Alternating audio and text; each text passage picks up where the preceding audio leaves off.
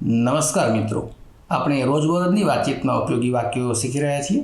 Video જોયા પછી અનમોલ English એપમાં આ જ ચેપ્ટરની સાથે આપેલી પ્રેક્ટિસ જરૂર કરી લેજો. તો ચાલો શરૂ કરીએ. વાક્ય number 381. Gate read of this. આમાંથી છુટકારો મેળવો. ગેટ રીડ એટલે છુટકારો મેળવવો. ગેટ રીડ ઓફ ધીસ, આમાંથી છુટકારો મેળવો. વાક્ય number 382. Y don't you eat anything. તમે કેમ કંઈ ખાતા નથી? ડોન્ટ એટલે ડુ નોટનું ટૂંકું રૂપ. ઈટ એટલે ખાવું, જમવું. એનીથિંગ એટલે કંઈ પણ. તમે કંઈ પણ ખાતા કેમ નથી? Why don't you eat anything. વાક્ય નંબર 383. I am telling the truth. હું સાચું કહું છું. ટેલ એટલે કહેવું ને, ટેલિંગ એટલે કહી રહ્યો છું. ટ્રુથ એટલે સત્ય. આઈ એમ ટેલિંગ ધ ટ્રુથ. હું સાચું કહી રહ્યો છું, સાચું બોલી રહ્યો છું. વાક્ય number 384. How did you come here. તમે અહીં કેવી રીતે આવ્યા?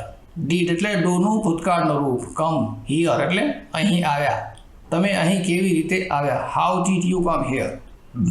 કેવી રીતે આવ્યા કે કેવી રીતે પહોંચ્યા? વાક્ય નંબર 385. I was around. હું આસપાસમાં જ હતો. અરાઉન્ડ એટલે નજીકમાં, આસપાસ. આઈ વોઝ અરાઉન્ડ એટલે હું અહીં નજીકમાં જ હતો, આસપાસ જ હતો. વાક્ય નંબર 386. પ્રેટી પ્લીઝ એટલે માની જાઓ ને, હવે રાજી થઈ જાઓ. કૃપા કરીને હવે માની જાઓ, રાજી થઈ જાઓ. Pretty please. વાક્ય નંબર 387. You think yourself to be very clever. તમે તમારી જાતને ખૂબ હોશિયાર માનો છો, પોતાને બહુ હોશિયાર સમજો છો. કામ એમ કેવું હોય તો કહેવાય you think yourself to be very clever. પોતાને તમે બહુ હોશિયાર માનો છો. વાક્ય નંબર 388.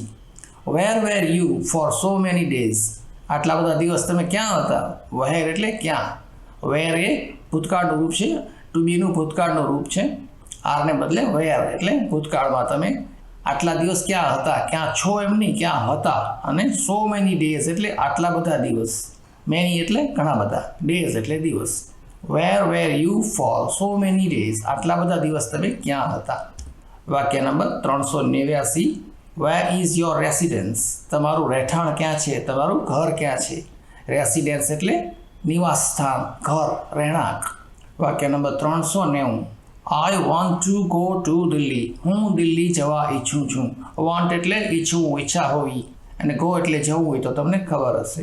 તો મિત્રો, આ સાથે ચેપ્ટર 39 પૂરું થાય છે. અનમોલ ઇંગ્લિશ એપમાં આની સાથે આપેલી પ્રેક્ટિસ જરૂરથી કરી લેજો. સાથે સાથે પ્રેક્ટિસ કરતા રહેવું ખૂબ જ જરૂરી છે. તો તમને ગ્રામરના નિયમો ગોખ્યા વગર ખરેખર સારું ઇંગ્લિશ બોલતા આવડી જશે.